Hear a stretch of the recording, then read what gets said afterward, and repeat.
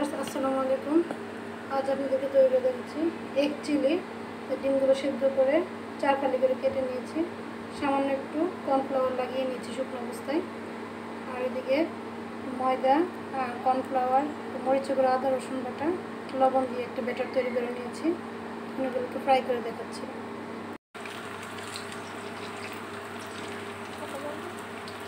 হ্যাঁ ভিউয়ার্স, ডিমগুলো এই দেখুন হালকা ব্রাউন কালার করে ভেজে নিচ্ছি।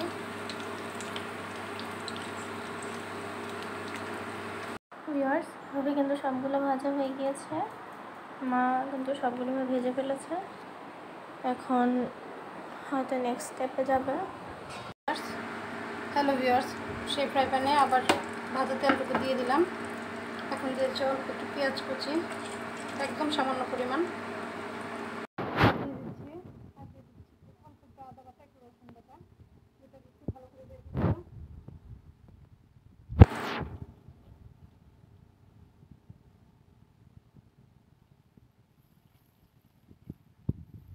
আদা রসুনের কাঁচা গন্ধটা যেন না থাকে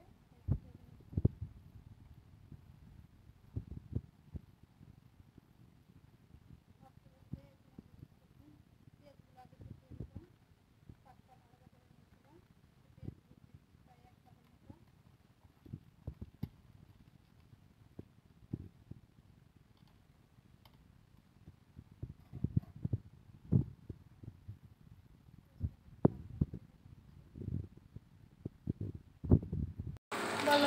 ভিউয়ার্স, এখন দিয়ে দিচ্ছি অল্প পরিমাণ লবণ, আর ডিমিয়া লবণ আছে তাই লবণটা পরিমাণ মতো দেখে দিবেন। অল্প দিয়ে দিচ্ছি লবণ, অল্প একটু লাল মরিচের গুঁড়ো, 1 চা চামচ লাল মরিচের গুঁড়ো দিয়ে দিলাম।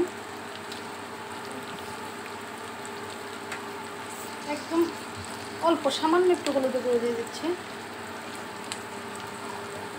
আর লাগছে আমাদের টমেটোর সস,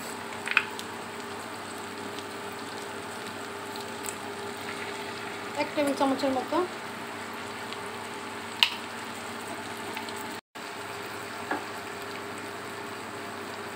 ভিউয়ার্স, জিরা গুঁড়ো দিয়ে দিচ্ছি। এখানে গাজর আরও কিছু অ্যাড করলে, সবজি অ্যাড করলে বা ক্যাপসিকাম দিলে খেতে আরও ভালো হয়। সাথে একটু হালকা ফ্লেভারের জন্য একটু টমেটো দিয়ে দিলাম, অল্প অর্ধেকটা টমেটো, মিডিয়াম সাইজের অর্ধেকটা টমেটো ছোটো ছোটো টুকরো করে কেটে নিয়েছি।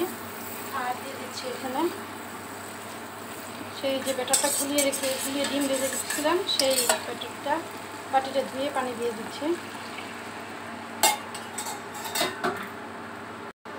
বলো। ভিউয়ার্স, মশলাটা ভালো করে কষে গিয়েছে। এখন দিয়ে দিচ্ছি এখানে কিছু কাঁচামরিচ, মাঝখান থেকে কোনাকুনি করে কেটে নেওয়া।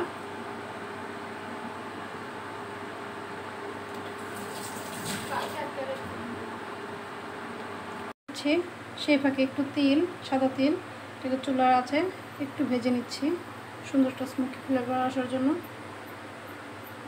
তিলের গায়ে কিন্তু অনেক তেল থাকে, তাই এটাকে একটু ভেজে নিচ্ছি জাস্ট 10 সেকেন্ডের মতো।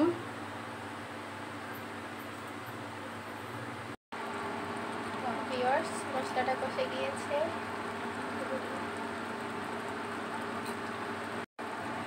ভিউয়ার্স, আমাদের মশলাটা কষে গিয়েছে। এখন দিয়ে দিচ্ছি ডিমগুলো ভেজে রাখা আগে থেকে।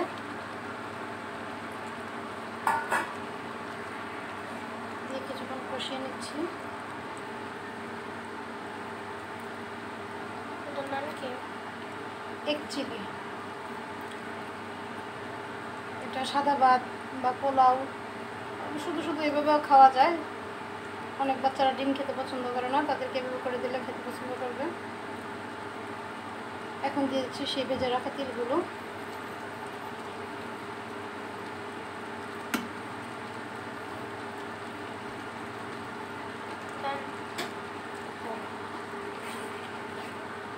এখন মিনিট 5-এর মতো রান্না করলে হবে। গ্রেভিটা কিন্তু আর কিছুক্ষণ পরে নামিয়ে ঠান্ডা করলেই গ্রেভিটা ঘন হয়ে যাবে। আমাদের এগ চিলি কিন্তু অলমোস্ট রেডি হয়ে গিয়েছে। গ্রেভিটা ঘন হবে না, এটা হলো আসলে নামানোর পরে ঝোলটা এখন কিন্তু পর্যায়ে একেবারে পাতলা আছে। সো নামানোর পরে একটু ঠান্ডা হবে যখন ঠিক তখন এটা একটু- গ্রেভি ভাবটা আসবে এটাতে। তখন অনেক তো অনেক আপনারা অনেকটা চলে কিন্তু আসবে। যে একেবারে চুলা থেকেই গ্রেভি করে নামালে কিন্তু এটা খেয়ে টেস্ট পাবেন না। তো অবশ্যই এরকম একটা পর্যায়ে নামাবেন যেন এটা নামানোর পরে রিয়েল একটা স্টেজে এসে যায়। তো দেখুন এইভাবে যদি রান্না করুন খেতে অনেক ভালো লাগবে। তো ভিউয়ার্স, আমাদের তো রান্নাটা কিন্তু হয়ে গিয়েছে। এখন কি বলবো, আজকের জন্য এখানেই। নেক্সট ডে অন্য কোনো ভিডিও নিয়ে আসবো। সবাই ভালো থাকবেন, সুস্থ থাকবেন, আমাদের সবার জন্য দোয়া করবেন। আল্লাহ হাফেজ। আসসালামু আলাইকুম।